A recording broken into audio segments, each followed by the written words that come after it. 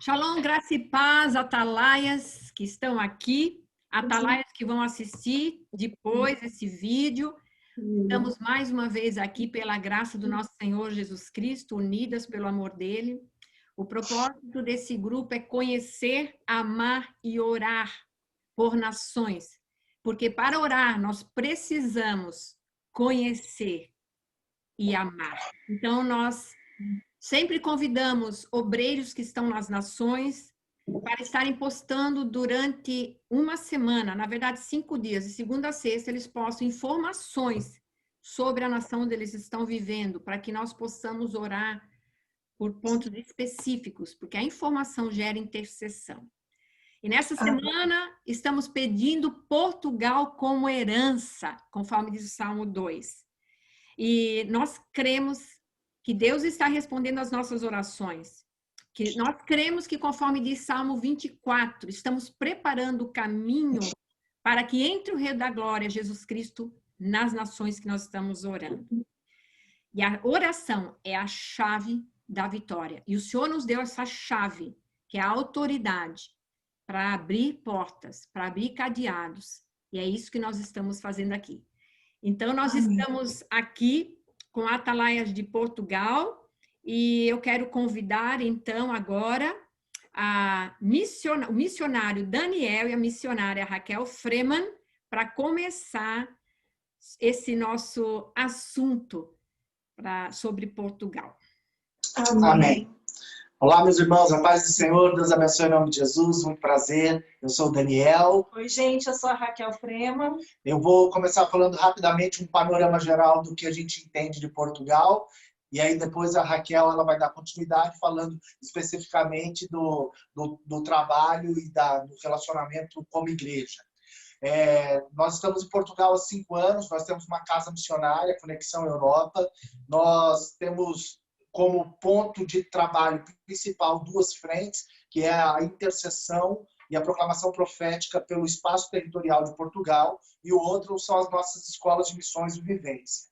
Dentro do primeiro ambiente, que é a intercessão e a proclamação profética, nós já andamos Portugal inteira algumas vezes e estivemos em 120 conselhos. Dos 300 conselhos que Portugal tem, nós estivemos já em 120 conselhos, e desses 120, mais de 90% não tem a presença da igreja. Não tem nenhuma igreja evangélica, não tem nenhum trabalho missional. E nós estivemos nesses lugares que são interiores de Portugal, vilas e aldeias, principalmente nas regiões norte e nordeste, né? Que são as regiões de Porto Alegre, Guarda, Castelo Branco, uma parte de Bragança. Então, a gente esteve em todas essas regiões. A palavra que Deus tem nos dado nos últimos 4 anos para a gente profetizar e para a gente orar, o nosso direcionamento de oração tem sido baseado em Ezequiel 37, né?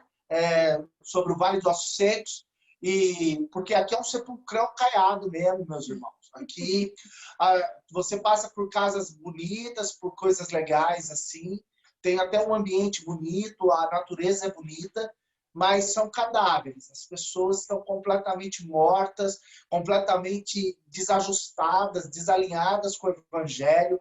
As pessoas são resistentes à pregação do evangelho, infelizmente, né? Embora haja uma cultura catolicista muito forte, ela é simplesmente uma cultura catolicista. Ela não ela falta o conhecimento do evangelho, falta o conhecimento da ação salvífica de Jesus Cristo na cruz, né? Falta esse conhecimento. Se fosse uma nação que ainda praticasse o catolicismo na sua forma mais bíblica, vamos dizer assim, pelo menos conhecendo do evangelho, mas não. Aqui é somente nominal. Então as pessoas têm uma adesão aos santos, uma adoração profana, mas tem grande dificuldade aí de receber a mensagem do evangelho.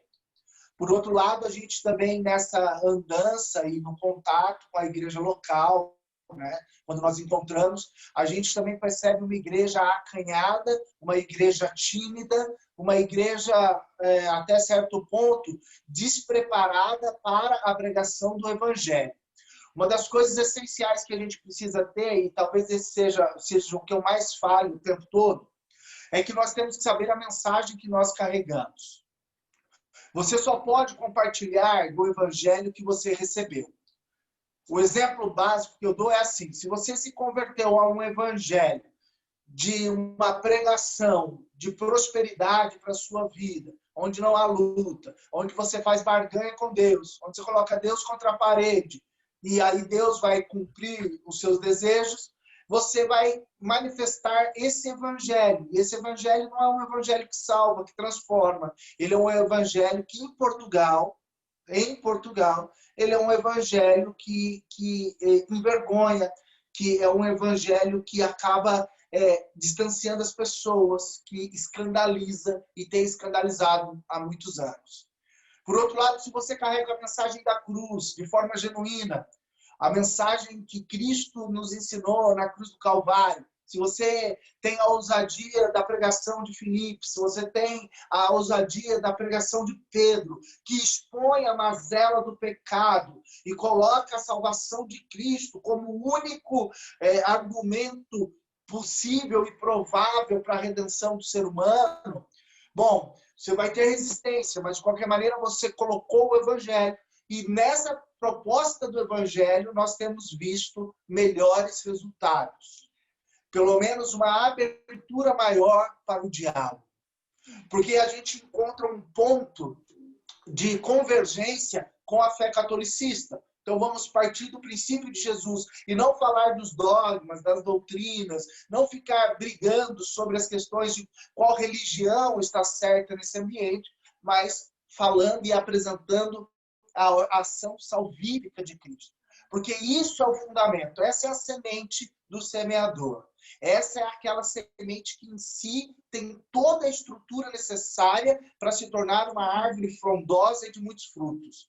A palavra do evangelho, as boas novas de Cristo, são a semente que contém toda a essência vital para qualquer ser humano. Nenhuma outra mensagem pode tomar isso. Então, em Portugal, nós temos visto isso acontecer de uma forma muito lenta. As pessoas elas têm dificuldade nessa pregação direta do evangelho, né? Como aqui a igreja ela é praticamente brasileira, a maior parte é de igreja brasileira, de pastores brasileiros, com a igreja brasileira, membros brasileiros. Então, nós trazemos do Brasil, nós carregamos do Brasil um modo operante que é pouco funcional. No Brasil, já há alguns anos, nós perdemos a questão do evangelismo, da aplicação do evangelho, da anunciação das boas novas. E nós suplantamos isso em convite para a igreja. Convidamos para ir para a igreja, convidamos para ir para a célula. E no Brasil, isso é eficiente por causa dos relacionamentos, né? E por causa do convívio social que o brasileiro tem. Aqui em Portugal não funciona. Aqui em Portugal, um convite para ir na igreja é negado mais facilmente do que um convite a vir jantar na sua casa. Sem falar que, às vezes, pelo menos a nossa experiência de interior de Portugal, alguns portugueses, quando rola esse convite e vão para a igreja, e ele olha um prédio alugado, que antigamente era uma loja, era, sei lá, qualquer outra coisa, ele olha para aquilo e a gente já teve várias experiências assim, ele fala, mas aquilo não é igreja.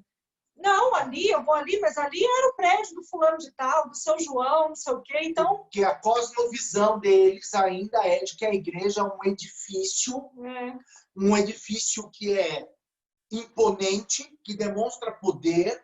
Aqui nós estamos ao pé do castelo de Celorico da Beira, temos 2 igrejas católicas aqui ao lado. Medievais. São 2, de 1.700 e pouco. Uma de 1.500, outra de 1.700. Você veja, elas são da vila pequenininha e elas são imponentes. Então, quando você fala de um conceito de vamos à igreja, eles têm aquela referência.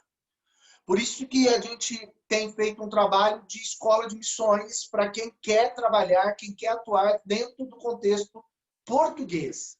O Vivência é um trabalho que é uma escola que traz a pessoa e referencia na prática, com processos também teóricos, mas na prática, referencia, dá direcionamento, dá direção mesmo, para como a pessoa pode atuar com clareza e com responsabilidade do Evangelho, da pregação do Evangelho aqui nessa terra. Nós somos gratos a Deus por estarmos aqui, não é? E estamos completando 5 anos aqui em Portugal.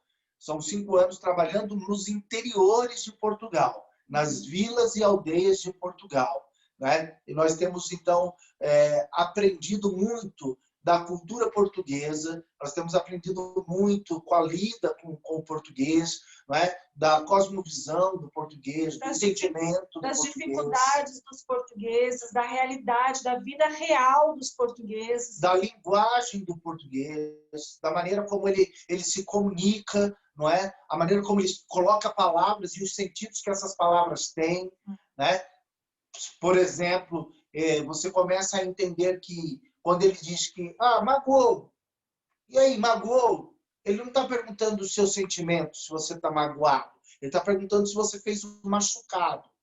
Um machucado físico, um machucado. Magoou.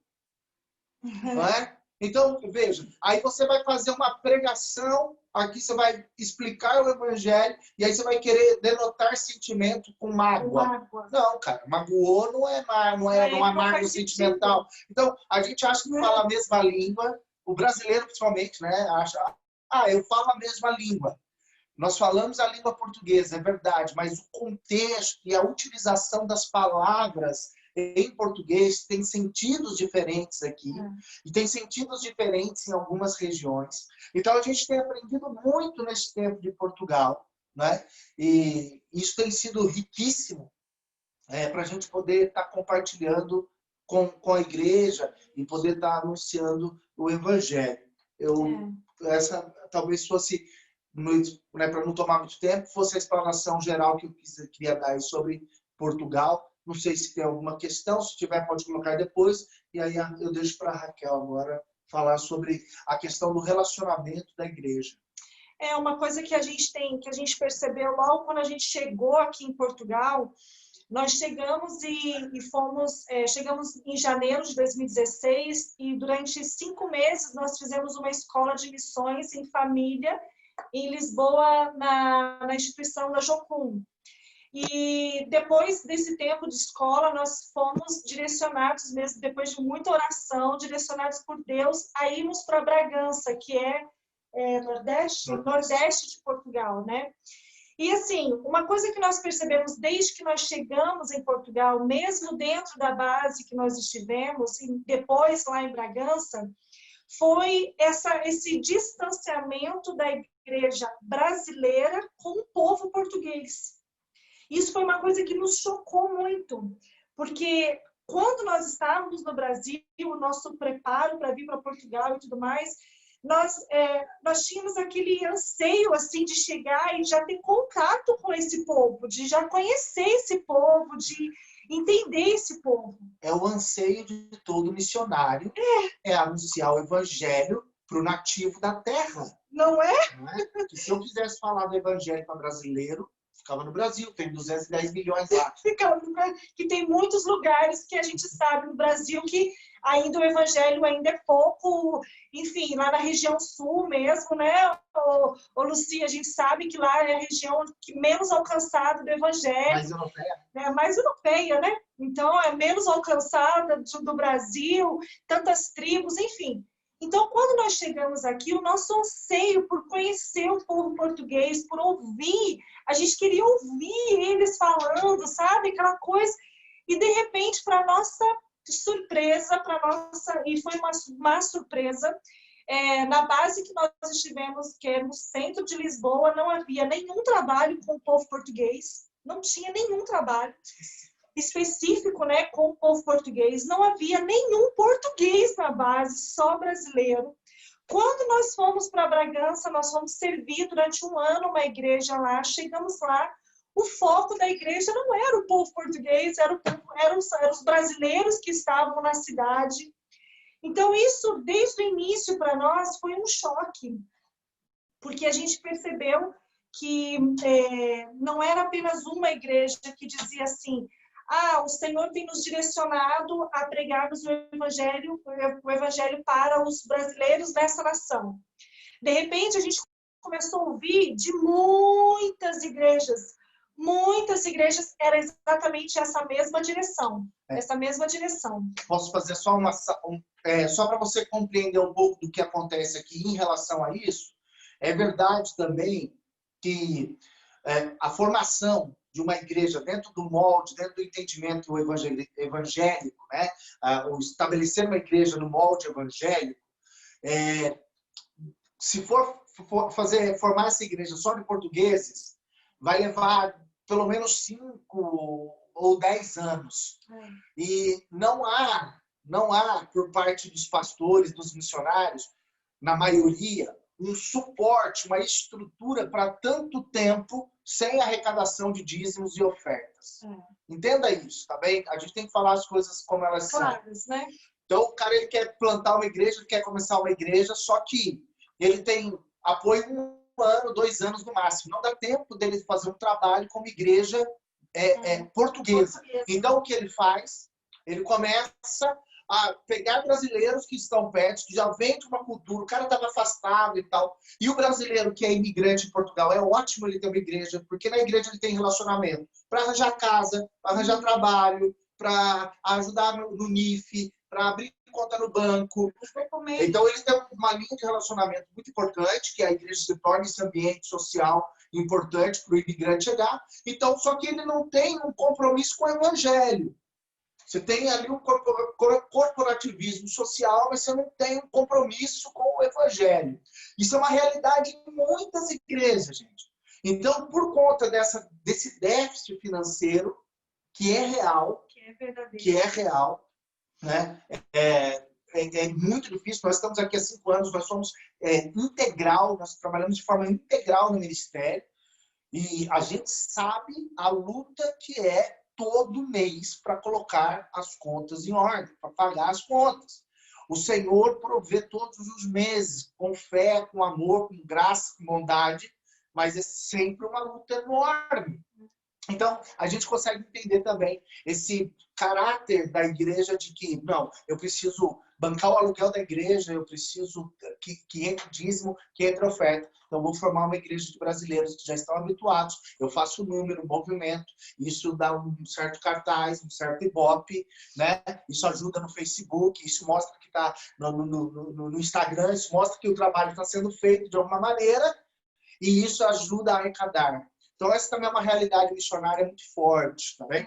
Só para finalizar, não sei se as pessoas, né, quem está aqui participando sabe, mas uma das direções que o Senhor nos deu nesse ano, né, dessa pandemia e tudo mais, nós tivemos que cancelar todas as escolas que nós íamos ter, né? Pelo menos 3 escolas foram canceladas, 2 grupos de igreja do Brasil que iam vir fazer o prático aqui com a gente tivemos que cancelar. Muito cancelamento, né, aconteceu esse ano aqui, mas o Senhor nos direcionou a irmos para 3 distritos que são os 3 distritos menos alcançados aqui em Portugal, né, que é o distrito de Porto Alegre, Guarda e Castelo Branco. Então, nós temos um canal no YouTube, fizemos, né, um relato dessa pesquisa, nós fomos em loco, e porque essa pesquisa que há aqui em Portugal, tipo um censo aqui em Portugal, foi feito em 2011, falando das igrejas, o número de igrejas, de cristãos e tudo mais. Só que quando nós vamos até as vilas e as aldeias e tudo mais, nós começamos a perceber que o número dessa pesquisa estava meio esquisito, porque a gente estava vendo uma realidade completamente diferente. E daí fomos refazer essa pesquisa nesses 3 distritos e foi devastador. Nós pensávamos que ia ser em 3 meses, separamos 3 meses para fazer essa pesquisa, mas em 1 mês nós fizemos os 3 distritos, né? Ainda bem, porque senão nós não poderíamos sair, porque está tudo fechado agora aqui, já estamos, né, proibido andar de um concelho para o outro. E foi, assim, devastador, assim, o número é absurdo. Eu até marquei, teve num local aqui no distrito de Guarda que nós estamos, só para vocês terem uma noção, nós estamos em mais ou menos 37 mil pessoas no distrito de Guarda, que é tipo um estado, e nós encontramos aqui 20 crentes, 20 irmãos em Cristo, né? Num número de 37 mil pessoas. É menos de 0,01%. No distrito de Porto Alegre, 35 mil pessoas, nós encontramos 3 igrejas. 35 mil pessoas no distrito, né? Num número mais ou menos de 45 crentes. Então, assim, tem muito trabalho a ser feito. Infelizmente, o interior de Portugal está abandonado em muitos sentidos aqui na realidade portuguesa, da sociedade e tudo mais. Mas falando do nosso contexto de igreja, infelizmente não há outra palavra a não ser abandono, gente. Abandono mesmo de trabalhos evangelísticos, de plantação de igrejas. Não há nada, não há nada. Então, uma frente de oração muito importante, irmãos, muito importante, é que a igreja brasileira que está em Portugal, que os pastores brasileiros que estão em Portugal, eles invistam na missão local. Eles enviem os missionários para os interiores. Porque como eles têm arrecadação em euro, fica mais fácil eles também fazerem a manutenção em euro. Eu não falei para a Raquel que eu ia dizer isso para vocês, mas eu sinto do Senhor de compartilhar isso com vocês no momento que nós estamos vivendo. Não vou deixar isso em off, eu quero que vocês saibam. Nós estamos vivendo agora, eu e a Raquel, os nossos últimos dias da missão em Portugal. Agora, no dia 8 de dezembro, nós estamos retornando para o Brasil sem data prevista para retornar para Portugal. Nós estamos nos desfazendo de muitos dos materiais para a gente pagar a conta, porque esse ano foi um ano muito complicado e nós estamos indo dia 8 de dezembro para o Brasil e não temos perspectiva de retorno para Portugal por causa da condição de custo do euro. O euro hoje, no mais barato, vai ser R$ 6,50. €1, R$ 6,50. E a manutenção de uma família aqui é em torno de 1.000 a 1.200 euros para passar só para o básico. Então, você veja, isso é um recurso que nós, como missionários do interior, de tempo integral, nós não temos. Então, nós não temos mais como manter a missão aqui. Essa realidade que nós estamos vivendo, não se apiegue, não tenham pena, nada disso. É só uma constatação para vocês entenderem. Como nós estamos vivendo essa situação, muitos missionários de tempo integral que têm investido tempo de oração nessa terra, que têm investido tempo de evangelismo nessa terra, ou eles vão ter que fazer como nós estamos fazendo, ir para o Brasil e tentar levantar mantenedores e tentar restabelecer um projeto, ou eles vão ter que ir trabalhar nos subempregos que existem aqui em Portugal, e agora não tem emprego, né? Agora está muito difícil, mas se conseguir arranjar algum emprego para trabalhar de 10 a 12 horas por dia, muitas vezes num ambiente onde ele não pode pregar o evangelho, e aí ele vai matar o chamado dele para ter que comer. Se a igreja que recebe dízimos e ofertas em euro também se posicionasse para a manutenção de missionários, não estou falando de mim, muitos missionários da igreja dele, alguém da igreja dele, para fazer o trabalho nos interiores, isso também teria um peso muito grande. Orar por mantenedores do Brasil é importante, para que Deus levante mantenedores dos Estados Unidos, que tem algum dólar, a moeda forte, muito importante.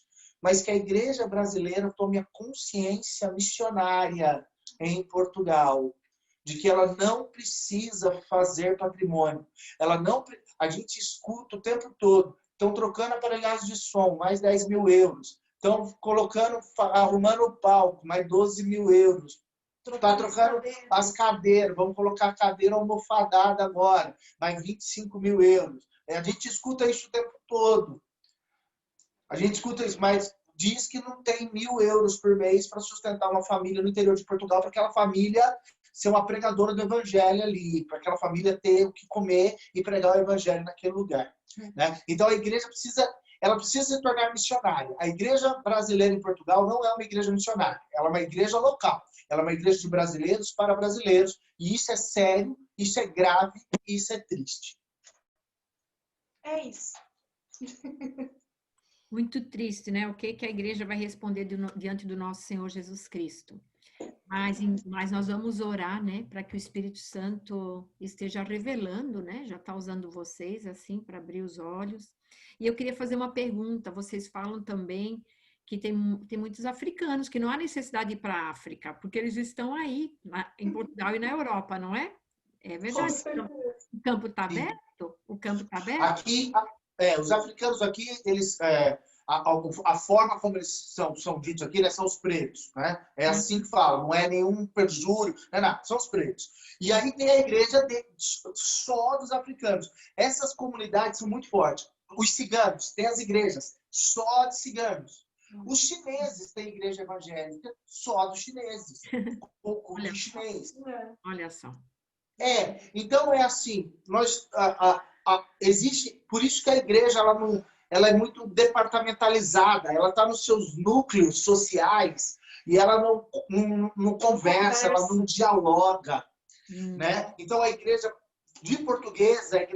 portuguesa, que é uma igreja que em alguns redutos até forte, né? Nos grandes centros tem até força, mas essa igreja também ainda não conversa, não dialoga com a igreja brasileira, com a igreja africana, de forma a formar uma igreja única, um corpo em favor do evangelho em Portugal. Eu cheguei a publicar, inclusive, no grupo essa semana a respeito disso, né? Porque nós temos uma parceria com um missionário da Bolívia, né? Nós conseguimos um contato com ele e ele conseguiu para a gente aqui materiais evangelísticos de altíssima qualidade que chega para nós aqui gratuitamente da Irlanda, dos Estados Unidos.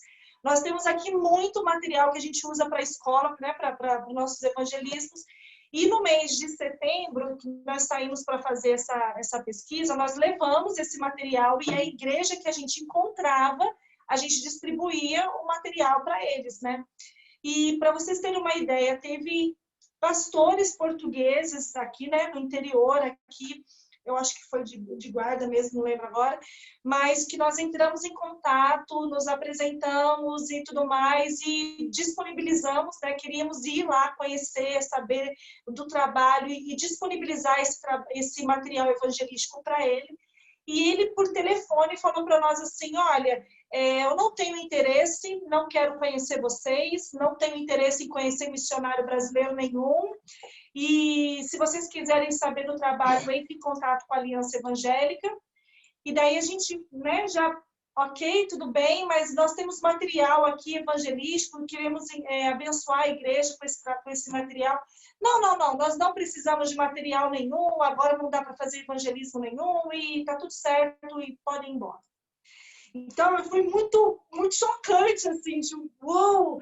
Né? E não foi o primeiro, nós já passamos por algumas experiências dessa, de encontrar com pastores portugueses no interior aqui, e de sermos recebidos dessa forma. Não queremos ajuda, não precisamos de ajuda de missionários e pastores brasileiros. A igreja precisa se entender, precisamos de unidade como igreja. Amém, queridos, muito obrigada pela participação, pelas informações, pelo trabalho lindo. E vamos então agora passar para Lívia. Lívia, querida, a Lívia vai falar para nós sobre a questão do aborto em Portugal. Olá, boa noite, boa tarde, igreja. Obrigada por esse privilégio de estar aqui, Lucy. Obrigada aos pastores Freeman por essas informações tão preciosas e a responsabilidade que nós temos, então, como povo de Deus aqui na terra chamada Portugal, tão pequenina e tão linda, e a responsabilidade que nós temos como igreja realmente de fazer a diferença. Eu não sabia da realidade da igreja chinesa, por exemplo, mas da igreja africana eu já tinha percebido, sim, e eu estou na região, então deixa eu me apresentar.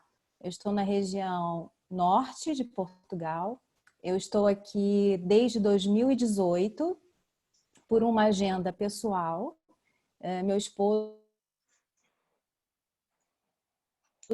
por uma questão profissional estratégica, era melhor estar aqui em Portugal, e eu, por uma questão de pós-graduação, estou aqui desde 2018 nessa etapa de carreira.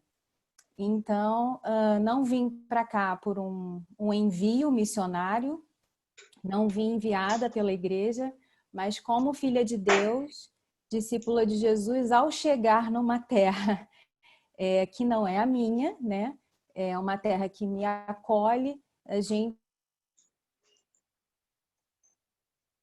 tem o discernimento, então, aberto pelo Espírito Santo, e a gente começa a perceber como essa terra fala conosco, o que a gente percebe na terra, como que as pessoas vivem, a cultura e os céus dessa nação, né? Pelo menos aqui na região onde eu estou, desde 2018. E essa realidade da igreja foi muito clara quando eu cheguei. Eu busquei algumas congregações e pude ver, infelizmente, essa realidade. Uma igreja que é voltada apenas para a comunidade brasileira. E aqui na cidade de Braga, eu estou em Braga, no estado, né, ou no concelho, e moro na cidade mesmo de Braga. Então, aqui tem muitas igrejas evangélicas, muitas. E acho que muitas brasileiras também. E por liderança brasileira. E eu tive a chance de conhecer uma com liderança portuguesa, pastores portugueses.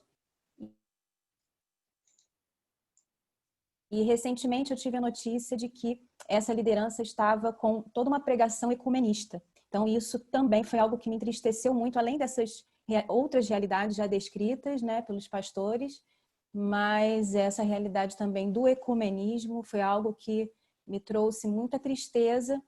E uma igreja que eu fui, uma igreja, enfim, tão acolhedora, mas que essa mistura, né, ficou, enfim, agride, né, a palavra de Deus, aos ensinos de Jesus Cristo. Então, é uma realidade muito delicada. Em Portugal, nós precisamos estar o tempo inteiro atentos, né, ligados com o Espírito Santo. Eu costumo dizer que não é só aqui em Portugal, né, na Europa, no continente europeu. Quem já teve a oportunidade de caminhar pelo continente europeu sabe do que eu estou dizendo. Nós precisamos estar mergulhados mesmo e muito ligados com o Espírito Santo, porque, infelizmente, o europeu, a gente não pode generalizar, claro que não, o Senhor tem feito coisas lindas na Europa, existe um povo dele plantado aqui nesse continente, mas o povo europeu virou as costas para o Senhor e para a sua palavra. Então, as consequências estão claras e patentes aos nossos olhos, inclusive essa pauta de oração e de arrependimento, que é o aborto, né? Então, nós postamos no grupo essa semana essa informação da lei que foi aprovada. Então, a gente pode, infelizmente, lamentar e chorar e prantear, porque não é uma nação pró-vida, né? Existem publicações, reportagens que mostram os representantes políticos celebrando a lei. A lei foi um sucesso. Então, o que seria um sucesso para os políticos, não é? No início, a adesão, a busca pelo serviço chamado intervenção IV. Deixa eu me lembrar aqui. Me lembra, Lúcia? A sigla, eu mesma esqueci. Intervenção voluntária da gestação. Né?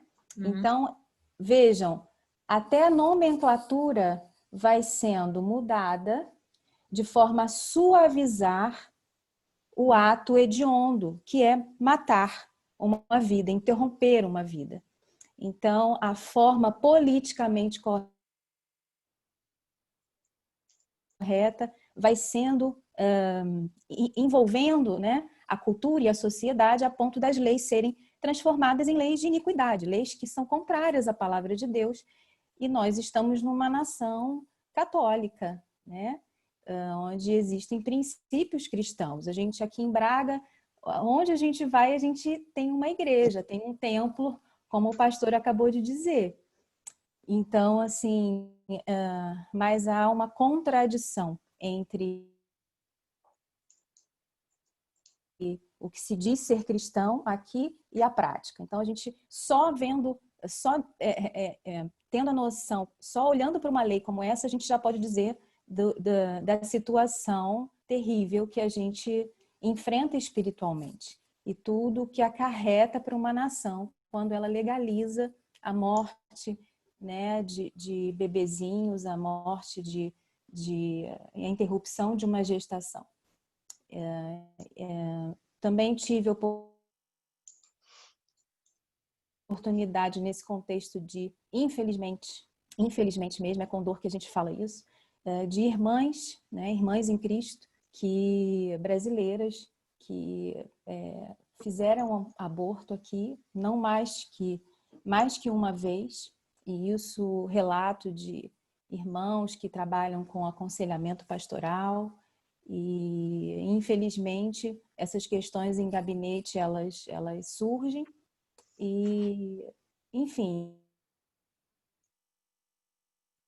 na casa do Senhor, irmãs também precisando e passando por essas situações e tendo esses atos. Então, também vemos um outro panorama, né? A igreja se preparar para ouvir, aconselhar e caminhar com essas pessoas que passaram por essa atrocidade e os efeitos que essa escolha acarreta na vida emocional, na saúde e espiritual, que uma mulher dessa vai carregar, que uma irmã vai carregar essas marcas, né, que são terríveis. Então, temos aí questões muito importantes para tratar, feridas na Igreja do Senhor. A comunidade brasileira, reportado isso em reportagens, tem engordado a fila da busca pelo processo da interrupção da gestação, ou seja, do aborto. Existem uma quantidade significativa de brasileiras que buscam esse serviço. Infelizmente, na nossa nação Brasil, graças a Deus, em nome de Jesus, não passará nem será aprovada uma lei assim. Oremos para que isso não aconteça. E, infelizmente, como a lei aqui abriga a estrangeira a procurar esse serviço gratuitamente, então ela telefona ou ela vai ao hospital e recebe as instruções para a prática. Então, é um quadro assim, muito difícil, onde a iniquidade se torna legal, né? Tem abrigo da lei, tem amparo da lei. Então, não sei, só podemos pedir ao Espírito de Deus que faça um milagre e que opere, quem sabe, a revogação. Não sei se isso é possível, não sou da área do direito, mas que a nação volte atrás, porque as consequências, elas são terríveis, né? Então, acho que esse é um cenário.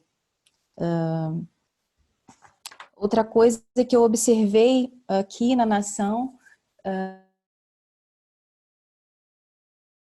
por conta desse quadro, eu observei um cenário de muita busca por feitiçaria, né? Algo que a gente enfrenta também na nação. Acho que quem vive aqui há muito tempo, pastores que estão aqui na sala conosco, se houver alguém das ilhas, da Madeira, dos Açores aqui conosco, não sei, alguém do Sul, possa também trazer a sua percepção. Mas o que eu noto aqui, os embates são muito fortes, com feitiçaria das mais variadas. E a gente tem que estar realmente bem ligado com o Senhor. Nós enfrentamos muita colisão quando levantamos altares de adoração, né? Quando vamos adorar na nossa casa, quando vamos buscar o Senhor, nós sentimos colisão mesmo. Então, é necessário você conquistar o território, né, com o Espírito Santo e ali fincar a bandeira do Senhor Jesus e manter-se, né, porque a terra é seca. mas eu creio que em nome de Jesus, não é sem propósito, o Senhor espalhou muitos brasileiros e tantos outros irmãos que estão levantando suas mãos e pedindo ao Senhor misericórdia e abençoando Portugal. Então eu creio que há um propósito. E é isso, vamos continuar juntos em fé e seguir em frente. Deus abençoe a igreja que se reúne aqui em Portugal. Amém, amém. Obrigada pelas explicações. A palavra que o Senhor deu foi para nós, né? Para ti, para mim, que ele confirmou, foi Salmo 94. Foi Salmo 94. Sim, Lúcia. Salmo 94, podemos até ler, porque a palavra do Senhor é bem-vinda. Vamos ler aqui. Sim. Salmo 94, do versículo 20 ao 23, nesse quesito do aborto, não é? Poderá um trono corrupto estar em aliança contigo? Um trono que faz injustiças em nome da lei? Eles planejam contra a vida dos justos e condenam os inocentes à morte. Mas o Senhor é a minha torre segura. O meu Deus é a rocha em que encontro refúgio. Deus fará cair sobre eles os seus crimes e os destruirá por causa dos seus pecados. O Senhor, o nosso Deus, o destruirá. É uma palavra forte, mas é a palavra do nosso Deus no Salmo 94. Em Provérbios 31:8. 31, nós temos lá a orientação que nós devemos isso, né? Usar a nossa voz em favor daqueles que não podem se defender. Então, devemos orar, irmãos, que estamos aqui, clamar para que esses pequeninos sejam protegidos e que essas mães recuem, né? Que o Espírito de Deus venha sobre essas mulheres, essas mamães, essas jovens estrangeiras, enfim, para que recuem no momento de fazer a interrupção da gestação, interromper uma vida tão preciosa para o Senhor.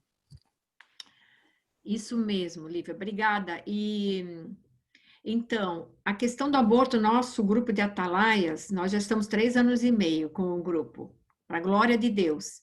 E há 2 anos, quando estava aqui em Nova York, o governador Cuomo estava querendo aprovar aquela lei do aborto até o 9º mês. Aquilo foi impactante. E aí foi onde o Senhor me chacoalhou para eu estar levantando o grupo para orar sobre essa questão. Então, nós fizemos 40 dias de oração ano passado e 40 dias esse ano, junto com o ministério que se chama aqui Pro-Life, onde eles vão nas frentes das clínicas de aborto, né? Porque aqui é legalizado. E lá fui eu junto também, levantar uma plaquinha. Então, é um ministério que aborda as mulheres que estão indo. Eles não podem chegar na frente da clínica. Esse Ministério Pro-Life, então, nós podemos ficar na calçada, mas tem um limite, que nós podemos, na frente da clínica, não. Então, fica um irmão em Cristo, fica assim com um megafone, falando. Quando ele vê uma mulher se dirigindo à clínica, ele diz, você que está entrando, converse conosco. Então, tem os conselheiros. Eles preparam os conselheiros. É aquela mulher que está entrando na clínica, olha, então ela vai lá, conversa com os conselheiros. Os conselheiros, então, falam para ela, você não precisa fazer isso, as consequências todas psicológicas, emocionais, se você não quer ter o seu bebê. Nós vamos acompanhar a gestação para que você entregue o bebê para adoção. E assim, muitos bebês têm sido salvos aqui, com esse Ministério 40 Days for Life. Então, eles fazem em outubro e também em abril. É na primavera e no outono. 40 dias de vigília, de oração e também nesse trabalho de aconselhamento. Inclusive, tem um filme, né, chamado Unplanned, se não me engano, que é Gravidez Não Planejada, que uma das diretoras das clínicas de aborto, por conta dessa vigília, que esse povo ficava na frente da clínica, eles ficavam em cima dizendo, doutora, conversa com a gente. E ela nunca dava bola para eles, até que um dia o Espírito Santo tocou ela e ela se arrependeu. E hoje é uma das maiores ativistas cristãs que luta pela vida. Não é lindo isso? Então, o Senhor colocou no meu coração, assim, colocou no meu coração, e eu vejo, quando eu vejo um mover de oração aqui nos Estados Unidos da América, agora nós tivemos aqui nos Estados Unidos, muitos movimentos da igreja se unindo em Washington para arrependimento. E a primeira coisa que todos pedem perdão é por essa lei de aborto aqui nos Estados Unidos e pelo sangue inocente derramado.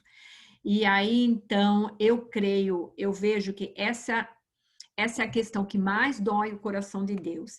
E, infelizmente, tem sido negligenciada por nós, a igreja, né? Quase não se fala sobre esse assunto. E aí, o que acontece? Acaba que nossas irmãs em Cristo estão assassinando seus bebês. Eu não vou usar essa palavra aqui de intervenção voluntária de gestação, porque isso significa que é morte, é assassinato. E em Provérbios 6 diz que o Senhor abomina mãos que derramam sangue inocente. Então, nós precisamos nos humilhar e precisamos, sim, também pedir para o Senhor o que nós podemos fazer de forma eficaz, como aqui tem o 40 Days for Life, que é forte. Inclusive, eu acho que ele tem na Europa também, viu? Eu vou pesquisar. Acho que tem esse ministério na Europa também, 40 Days for Life, que se originou da Igreja Católica. Mas hoje, a Igreja Evangélica e Católica estão se unindo nessa batalha. E para a glória de Deus, muitos bebês, eu recebo deles por e-mail, né? Muitos bebês foram salvos nessa última vigília. Glória a Jesus. Amém. Então, obrigado, Lívia. Vamos lá. Agora, vamos falar com a Ayla, querida. Abre o microfone para você falar sobre violência. Oi. Fala. A pastora Evelyn perguntou se esses bebês são adotados. Sim, sim. Algumas decidem ficar com o bebê. Elas não. Porque por conta do aconselhamento, elas não. Então, nós vamos ficar, né? Às vezes dão um apoio, né? Fazem todo o enxoval do bebê. O governo dá apoio aqui para a criança, sabe? O governo dá muito apoio para as crianças quando nascem. Então, eles vão lá e conversam. Às vezes, a mulher está num desespero.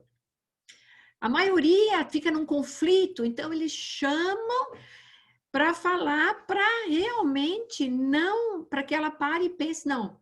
E muitas delas ficam agradecidas, porque elas vão para lá, para a clínica de aborto, em dúvida.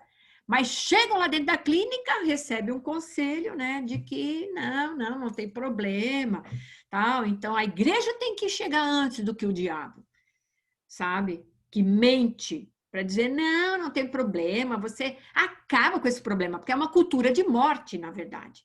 Isso é uma cultura de morte que se estabeleceu. Então, tem problema? Aqui na Espanha se chama Rede Madre. Vocês têm ali, pastor André, também um pró-vida, né?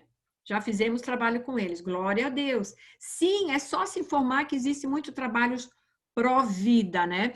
Então, eu deixo aqui um incentivo para vocês, atalaias, que estão aqui, as que vão assistir. Procurem mais se informar na sua cidade, no seu país, sobre o Ministério Pró-Vida. Porque vale a pena, é algo que está angustiando o coração do pai, e muitas vezes nós estamos orando para que haja um rompimento na nação, mas a igreja precisa orar mais, pedindo o perdão do sangue inocente derramado e levantar a bandeira pró-vida, e que essas leis a favor do aborto caiam por terra, em nome de Jesus. Muitas abortam, quando elas abortam um bebê, elas morrem com esses bebês, porque o espírito de morte entra na vida delas, e as sequelas são terríveis. A igreja precisa estar preparada e capacitada para também curar a alma dessas mulheres que praticaram aborto na ignorância e, infelizmente, mesmo sabendo que está errado. Amém, queridas? Vamos lá. Fabiana, você quer entregar uma palavra? Pode entregar para... Você disse que tem uma palavra para entregar para a Lívia e para a missionária Raquel, né? Sim. Uhum. Pode. Então, quando você estava orando ainda, né, para começar a reunião, só estava Raquel e Daniel conosco, né? Uhum. Na oração, o Senhor me entregou 2 Reis, capítulo 6, o verso 16 e 17, que diz assim. Deixa eu achar aqui. Então, é 2 Reis, capítulo 6, versos 16 e 17. O profeta respondeu: não tenha medo, aqueles que estão conosco são mais numerosos do que eles. E Eliseu orou: Senhor, abre os olhos dele para que veja. Então o Senhor abriu os olhos do rapaz, que olhou e viu as colinas cheias de cavalos e carros de fogo ao redor de Eliseu. O Senhor colocou muito fortemente no meu coração: não tenha medo, não tema, para eles, né? E para Lívia, o Senhor me deu 2 Coríntios, capítulo 10, e os versos 4 e 5, que diz assim: as armas com as quais lutamos não são humanas, ao contrário, são poderosas em Deus para destruir fortalezas. Destruímos argumentos e toda pretensão que se levanta contra o conhecimento de Deus. E levamos cativo todo pensamento para torná-lo obediente a Cristo. O Senhor disse ao meu coração que ela está recebendo novas armas espirituais. Glória a Deus. Glória a Deus. Oh, glória a Deus. Amém. A missionária Raquel recebeu a palavra ali, querida? Amém. Glória a Deus. Então tá. Vamos então ver agora a Ayla. É Ayla assim que se pronuncia a tua palavra, teu nome, Ayla? É Ayla. Ayla? Ok. Isso. Ayla, querida, com o seu marido. Fala um pouco de vocês, o trabalho de Cairo. vocês aí e também do que Deus tem colocado no coração, Ayla. Amém. Boa noite, boa tarde para vocês. Obrigada por estar aqui. Né? Fiquei muito feliz por saber que tinha essa semana de Portugal. Depois fui pesquisar sobre os pastores Frema. Fiquei impressionada com o trabalho deles lá no Instagram, assisti os vídeos no YouTube também. Obrigada pelos missionários que já falaram aqui, trouxeram essas informações valiosas. Bem, meu nome é Ayla, esse é meu marido Cairo. Nós somos de Recife, lá no Brasil, e estamos há 2 anos aqui em Portugal. Nós viemos também por agenda pessoal, viemos assim, por vontade, nos programamos e hoje nós trabalhamos e colaboramos com uma igreja lá em Odivelas, que é em Lisboa. Nós também moramos em Lisboa, região metropolitana de Lisboa. Hoje nós estamos em Costa da Caparica, que é uma praia muito conhecida aqui em Portugal. E colaboramos lá com a comunidade Douro, do pastor Antônio Monteiro. É uma igreja pequena, mas é um trabalho só de portugueses, a missionária Raquel.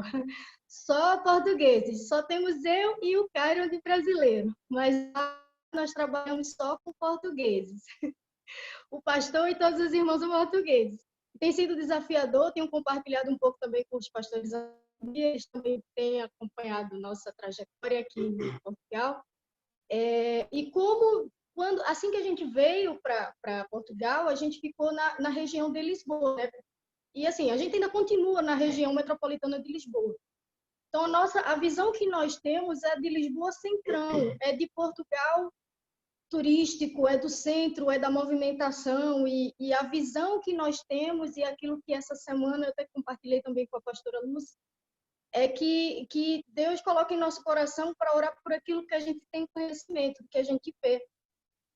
E uma das coisas que a gente vê com maior facilidade, que dói muito no meu coração, é que em qualquer lugar, quem aqui já foi em Lisboa em alguma vez e teve o interesse de ir em algum ponto turístico à noite, com certeza já deve ter corrido o risco de ter sido oferecido algum tipo de droga ilícita.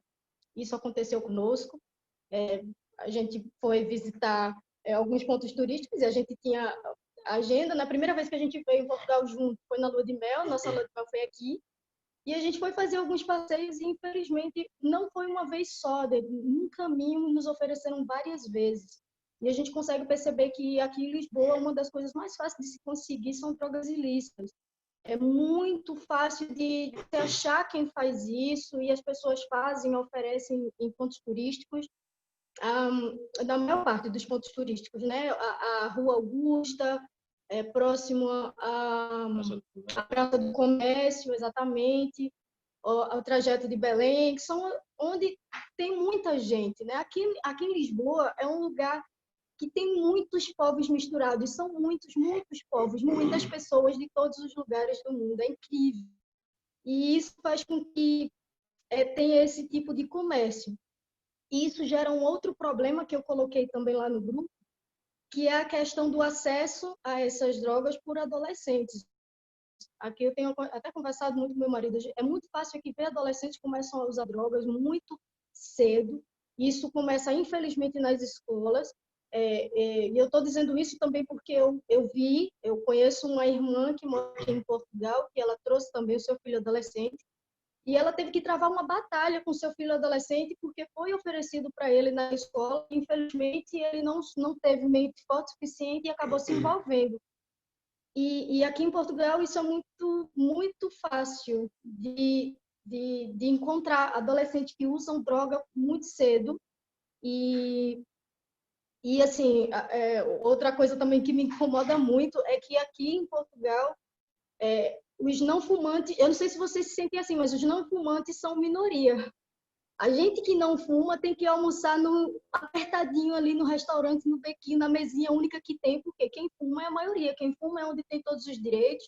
Os fumantes são a maior parte da população. Então, assim, isso incomoda bastante em todos os lugares onde a gente está.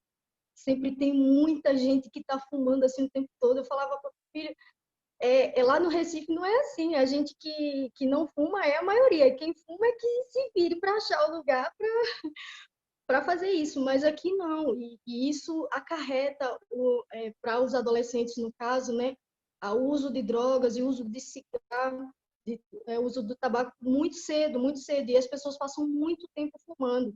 Eu vejo em até alguns casos assim que os filhos começam a usar esse tipo de droga e até a fumar por próprio incentivo dos pais. Os pais fumam e acaba que o filho vê aquele tipo de exemplo e acaba levando isso de geração em geração. E as pessoas têm e elas não conseguem largar esse vício, nem sabendo que isso é totalmente prejudicial à saúde. A saúde portuguesa é algo muito séria, é decadente. A saúde dos portugueses aqui, né, eles são pessoas muito doentes, não se importam muito com a saúde. Inclusive, eu tenho conversado com alguns, eles até falaram que nós, brasileiros, somos exemplo de cuidar da saúde, porque eles não são.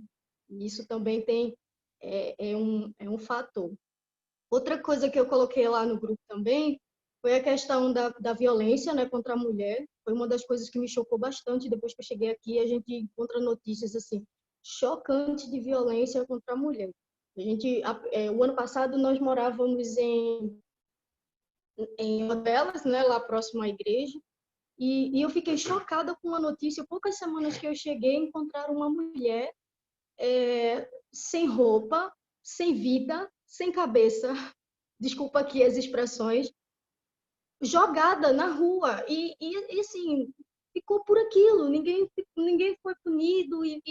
E eu peço até desculpa, assim, mas eu quero que vocês entendam a gravidade da coisa. Assim, são muitas mulheres aqui que sofrem. Hoje eu coloquei lá no grupo uma matéria a respeito da misoginia aqui em Portugal. E, assim, o título é que o Portugal é um abusador de mulheres, é um batedor de mulheres. Por quê? Porque o Estado em si, ele acaba tendo ele recua em relação à punição de pessoas que batem nas mulheres, porque eles perguntam assim, e a mulher fez o quê para ele bater nela? E se ela colocar ele para fora da casa, ele vai para onde? Então, existe todo um tipo de questionamento que ainda meio que acoberta essa questão de, tente ainda reestruturar essa relação, e ela sabendo que ela vai continuar sendo abusada, né, vai continuar sendo vítima dessa agressão doméstica. Aqui em Portugal, é muito preocupante. Se você conversar com qualquer mulher, elas vão sim ter relatos impressionantes a respeito dessa violência à mulher aqui. Eu digo isso com a visão daqui do centro, daqui de Lisboa, a realidade é essa, porque há muitas pessoas de comunidades muito diferentes, e isso acaba realmente acontecendo.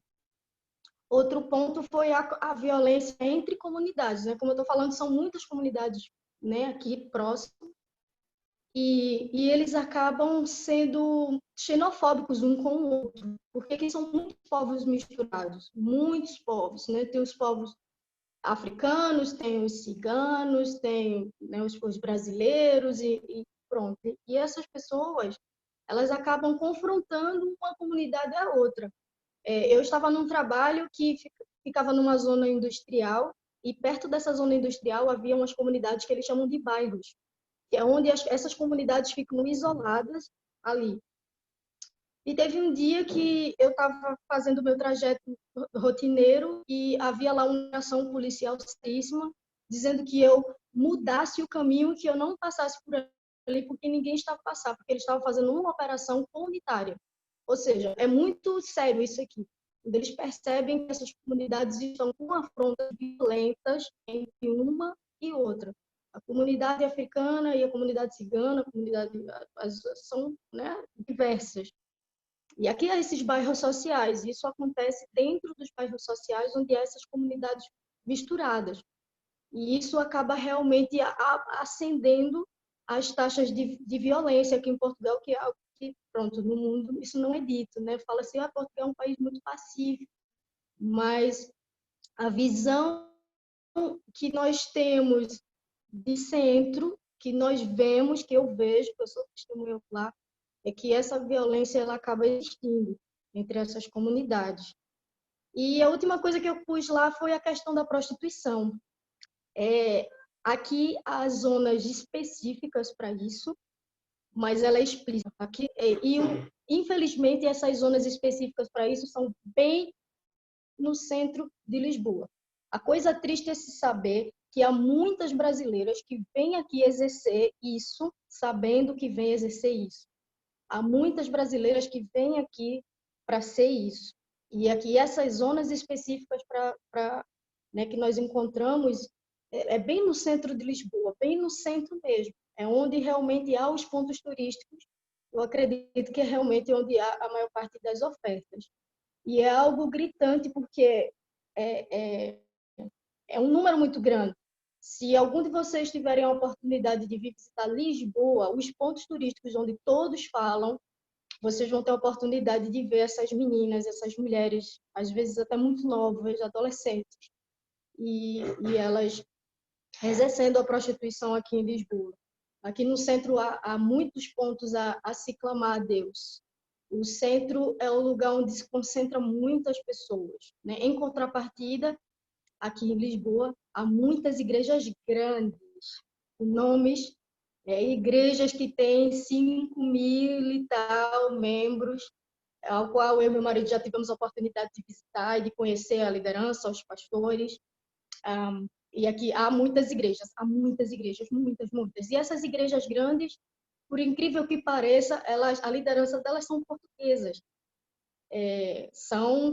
Elas são de iniciativa de pastores portugueses que acabam se ligando a outros pastores mundiais, que é o caso da Hillsong, por exemplo. Aqui tem uma Hillsong enorme, que faz 3 cultos no domingo, enfim. É um trabalho que existe, aqui é fato, mas existem também outras igrejas muito grandes e que têm tentado fazer esse trabalho de evangelismo aqui no centro de Lisboa. Sem contar também as outras igrejas, muitas, milhares de igrejas brasileiras também, que eu também já cheguei a ver e até visitar. Mas aqui no centro de Lisboa é essa a realidade e eu quero convidar vocês a orarem por Portugal e orarem por essa realidade. Ela é fato e se vocês tiverem a oportunidade, quando tudo isso acabar de visitar Lisboa, vocês vão ser testemunhas oculares, assim como eu sou e meu marido. Amém. Amém, amém. Muito obrigada pelas informações e nós vamos estar orando. Gostei da bandeira ali atrás. Gostei. Eu tive a oportunidade de conhecer Lisboa ano passado, em novembro. E é interessante que às vezes as pessoas pensam, missionário para a Europa, está querendo passear, né? E não, esse tabu tem que cair por terra em nome de Jesus Cristo, em nome de Jesus Cristo. Porque nós tivemos aqui a Espanha, a Alemanha, Suécia, aqui estudando, né? E realmente está uma frieza muito grande. E a Europa hoje é um campo missionário. Nós vamos ter Inglaterra também na outra semana que vem vai ser a Índia, se Deus quiser. Mas a Europa hoje é um campo missionário maravilhoso. Por quê? Porque ela está lotada de refugiados, né? Sem contar os ciganos. Então, é um campo que está pronto. Está pronto. Então, esse tabu de achar, não, mas vai para a Europa, eu também quero ser missionário na Europa. Eu escuto essas coisas, como eu estou aqui nos Estados Unidos também, né? Ah, missionário nos Estados Unidos. Eu também perguntei para Deus, Senhor, missionário nos Estados Unidos, quando eu vim para cá, muito chique. Aí, claro que depois, já estou aqui, né? Sou cidadã americana, eu hoje entendo o propósito que Deus tem, porque que Ele me trouxe para cá, né? Que é esse que eu estou vivendo, né? De viajar e também estar nesse momento aqui, para lutar espiritualmente por essa questão da eleição hoje aqui, que é uma das maiores batalhas espirituais que eu já vi de uma nação, que a gente está passando agora, né? Então, Taíla, obrigada para você, obrigada pelas informações. Vamos, então, passar agora para a Iracema. Iracema que vai falar sobre os judeus também, sobre a Inquisição um pouco para a gente. Shalom, shalom. Boa tarde aqui para quem está no Brasil e boa noite para quem está no exterior. Shalom, Também, querida. primeiro, quero agradecer ao Eterno a oportunidade de estar falando de algo que eu vivo, né? E é muito interessante. Quero deixar para os irmãos 2 Coríntios, né? No capítulo 9, no versículo 10 ao 15. Quero ler para os irmãos. Como está escrito, distribuiu e deu os seus bens aos necessitados, a sua justiça dura para sempre. Aquele que supre a semente ao que semeia, e o pão ao que come, também lhe suprirá e multiplicará a semente e fará crescer os frutos da sua justiça. Amém? Acho que nós, como missionários, ele tem feito isso. Tem entregue a todos vocês testemunhos tremendos aqui, né, dos irmãos.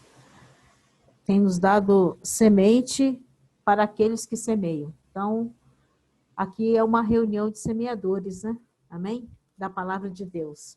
Mas o que eu trouxe para o grupo foi sobre a Inquisição. Então, é um assunto extremamente complexo, porque ele não está muito na memória, né? Portugal fez um exercício de esquecimento disso, como o Brasil também, né? E a gente tem trabalhado esse resgate da nossa história. Então, quando eu vejo o abortamento, né? Quando eu vejo a prostituição, que a irmã colocou aí com muita tristeza, não sei se é Aila, né? Fez colocação, né? A Lívia, né? Fazendo a colocação. Teve um casal, a Raquel, né, os Freeman, fizeram também colocação. E eu, sinceramente, irmãos, como descendente de judeus, eu creio que a história é mais antiga do que a gente pensa. Então, eu fiz alguns tópicos, porque eu acho que a linha de tópico, ela traz uma linha de entendimento e de raciocínio. Depois a gente pode até conversar mais. Mas o que me chama muito a atenção é que os judeus, foram para Portugal ainda na época do rei Salomão, né? Então, você tem registros de arqueólogos, né? Da presença de judeus na Península Ibérica desde a época do rei Salomão. E quando os romanos ocuparam Jerusalém, né? No ano 70 a.C., eles forçaram uma diáspora, né? Dos judeus. E ao forçar essa diáspora, muitos foram para Roma. E eu peço perdão aos irmãos, porque com certeza eu vou chorar. Essa história é muito viva dentro de mim. Apesar de não ter vivido nada lá, né? Mas Roma tem a sinagoga mais antiga do mundo, fora de Jerusalém, fora de Israel. Então, a saga dos judeus na Península Ibérica, ela é tranquila, né? No século V chegam os árabes, né, os muçulmanos, e expulsam os visigodos, mas eles travam ali uma convivência pacífica, né, de certa forma.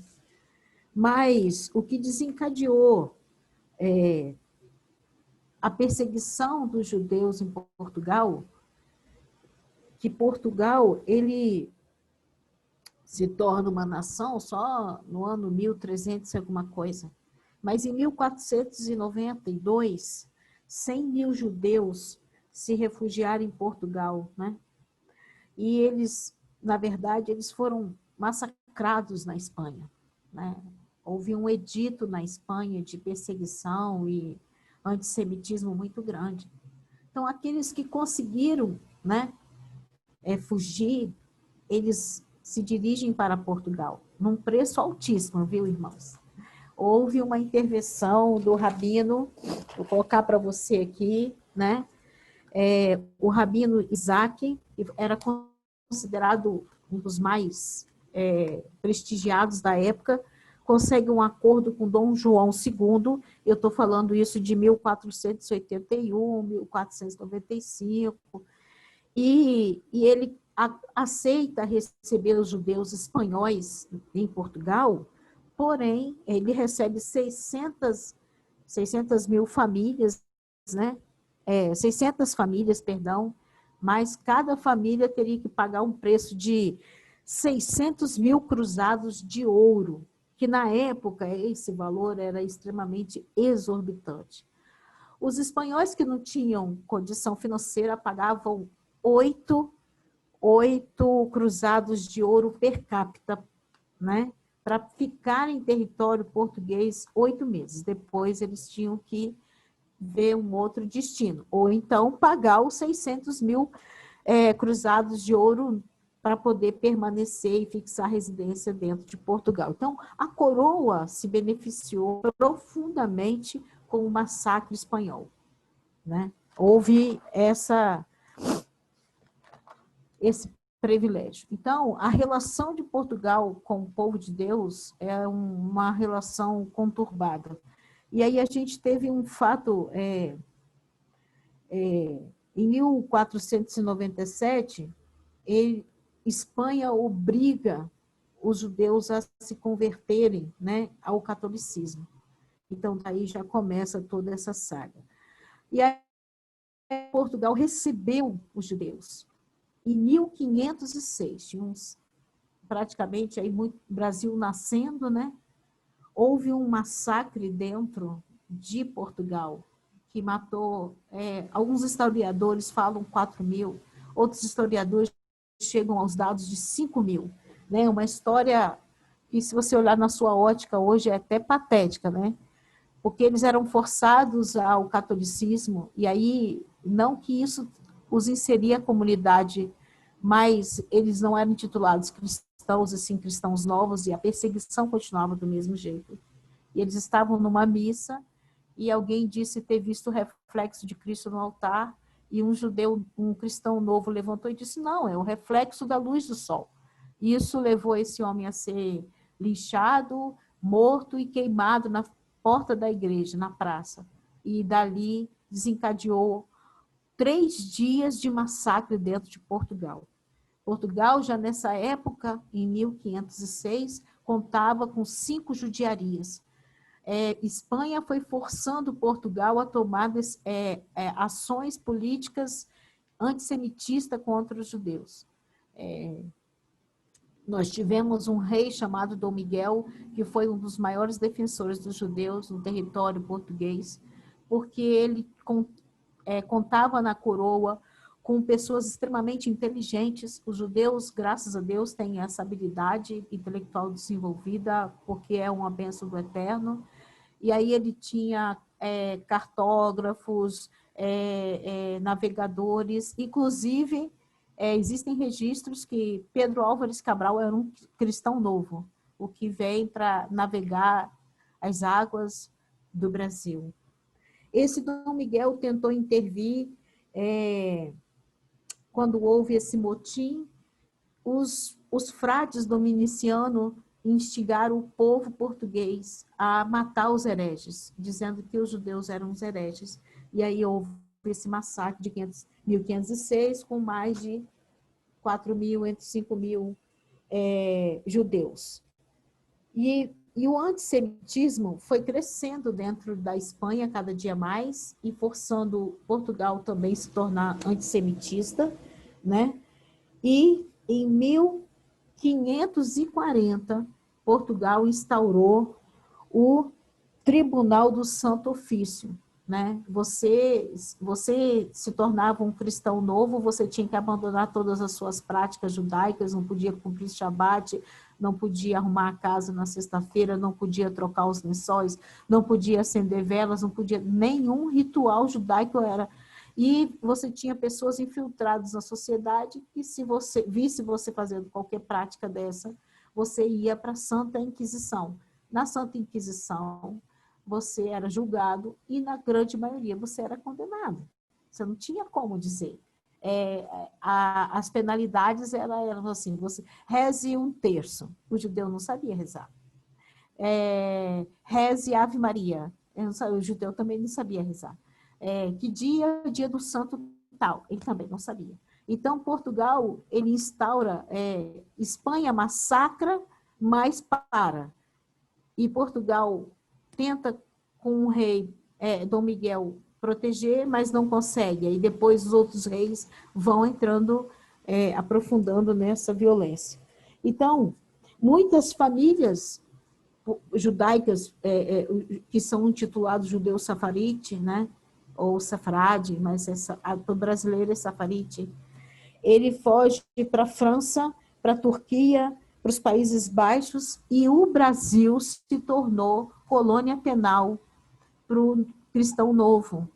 Por isso que eu tenho 55 anos, faço 56, cresço na minha comunidade, lá em Espírito Santo, ouvindo dizer que, eu estou aqui em Belo Horizonte, Minas Gerais, desculpa, dizendo que o Brasil foi colonizado por bandidos. Na verdade, o Brasil foi uma colônia de judeus, né? Os que eram condenados no Santo Ofício vinham pagar a pena aqui, sendo que você tinha a mesma perseguição lá, vinham os inspetores de Portugal, eles viviam aqui, né? Então, por exemplo, obrigava o judeu a comer carne de porco, e o judeu não come carne de porco. E tanto aí é que surge a linguiça de frango. O judeu começa a fazer a linguiça de frango e dizer que era linguiça de porco.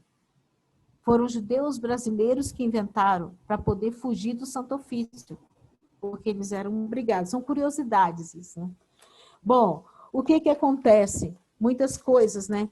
Portugal, no século XV, ele tinha 10% de população judaica, eram judeus, né? Outra coisa muito interessante que eu quero trazer, que em 1215, Roma começa a impor restrições aos judeus no mundo novo, no mundo novo, ali em toda a Europa. Como Roma começou a ditar a forma que os judeus iam se vestir, né? E que eles tinham que se vestir diferentemente dos cristãos, que não podiam se misturar. E Portugal ainda resiste. Portugal foi o último país da Europa a ceder para Roma, né? E aí começam as imposições. Quando chegou Dom Pedro I, né?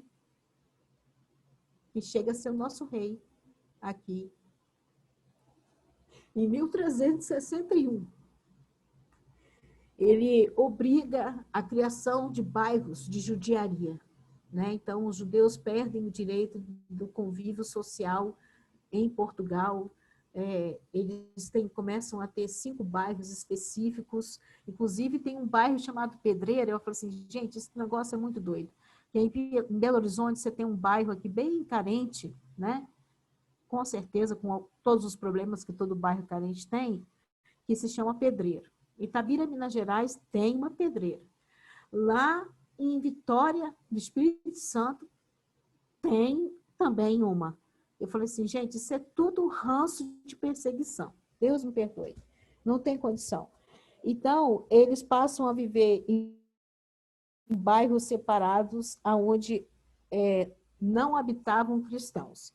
E também começam a sofrer, aí a gente fala assim, nossa, a Europa está fazendo distanciamento social. Sim, mas já em 1361 foi imposto uma lei de restrição social para os judeus portugueses, que eles não podiam sair de casa, antes só podiam sair no nascer do sol e até o pôr do sol. Eles não tinham direito de estar à noite na rua, e nem de forma nenhuma vida social. Então, eles já começam ali. Os judeus vivem em Portugal no século XII, XIII, foram séculos de tolerância. Mas no século XIV se alastra a perseguição, né, o antissemitismo, e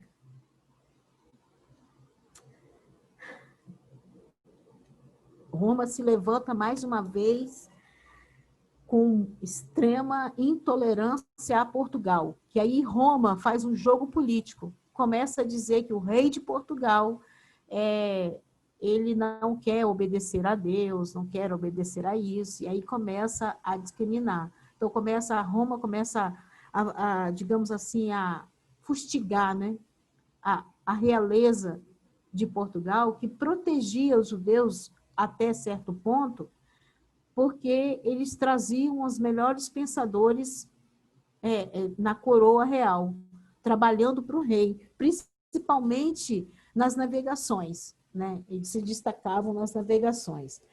E aí eu quero dizer que uma coisa que me choca muito, né, é que o rei de Portugal, em 1493, aí eu fico vendo como que se atua no abortamento até o dia de hoje. Que abortar uma criança é legitimar Satanás para a abertura de portais infernais.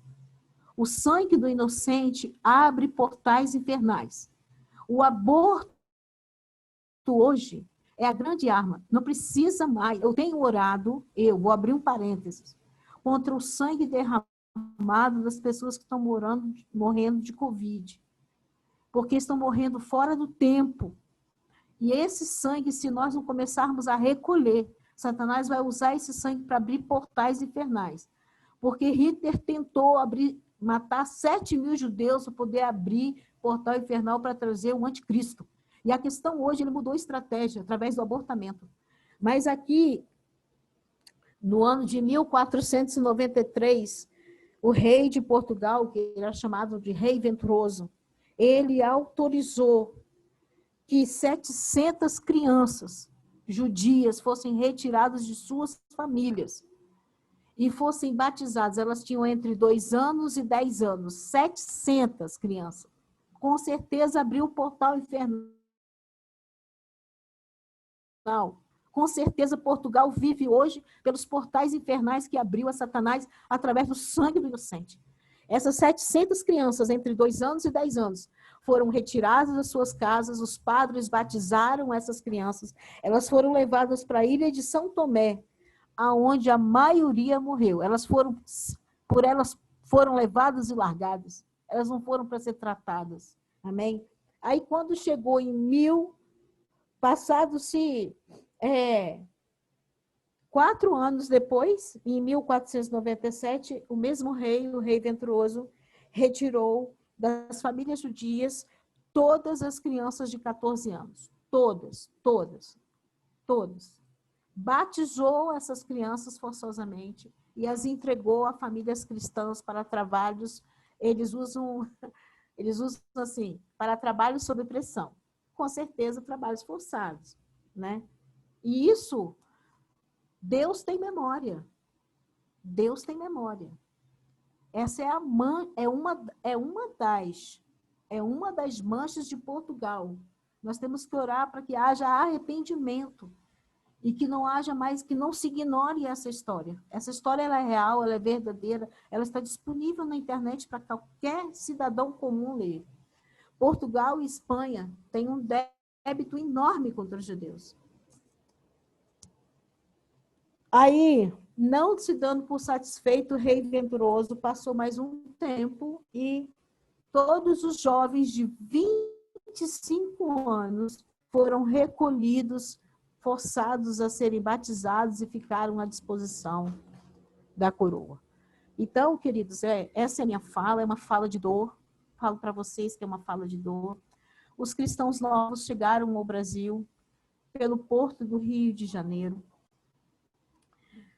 Depois, e pelo porto de Recife, porque ficaram nas colônias de cana-de-açúcar. E quando houve Visconde de Sá, ele sai e volta para a Holanda, ele trouxe muitos judeus que ele trouxe de lá da Holanda, voltaram com ele para a Holanda, mas depois a Holanda se tornou o país da Europa que também mais matou na Segunda Guerra Mundial. Foi o maior extermínio de judeus, foram os judeus holandeses, né? Infelizmente, hoje a gente olha para a Holanda e sofre por ver a degradação moral dela, e depois eles vêm para Minas Gerais. Os judeus vêm para Minas na época do ouro, né? Mas aqui não foi diferente a perseguição, aqui muitos trocaram os nomes, né? Hoje nós temos um Museu da Inquisição, que há 7 anos o meu rabino estabeleceu aqui, e tem resgatado essa história, e a gente vê que a igreja precisa se reconciliar com Deus, precisa se reconciliar com Israel, para que esse sangue, e nós que aqui estamos, precisamos recolher esse sangue. E eu quero orar agora recolhendo esse sangue. Pai, eu clamo a Ti junto com a Tua igreja, estabelecida aqui nessa live, e recolho, Senhor, diante de Ti, todo o sangue de judeu derramado em território português, Senhor. Tudo aquilo que aconteceu. A minha família veio de lá, papai. E eu clamo a Ti, Senhor, que o Senhor receba. Nós entramos em arrependimento diante de Ti e recolhemos todo o sangue de inocente. Pai, nós não somos injustos. Nós sabemos que não é só judeus que morreram em território português, Senhor. Nós sabemos que hoje morrem pessoas. Nós sabemos que hoje há abortamento. Nós sabemos, Senhor, nós oramos independente da nacionalidade, Senhor. Nós Te pedimos, Deus, perdoa Portugal, Senhor. É a nossa pátria mãe, Senhor, mas que trouxe uma história muito difícil para o Brasil, Senhor. E perdoa o Brasil, Senhor, por toda a perseguição. As pessoas negam, mas houve perseguição aqui também aos judeus, Senhor. É uma perseguição, Senhor, que está calada, velada entre os homens. Assim eu agradeço a oportunidade, Deus, em nome de Jesus. Amém.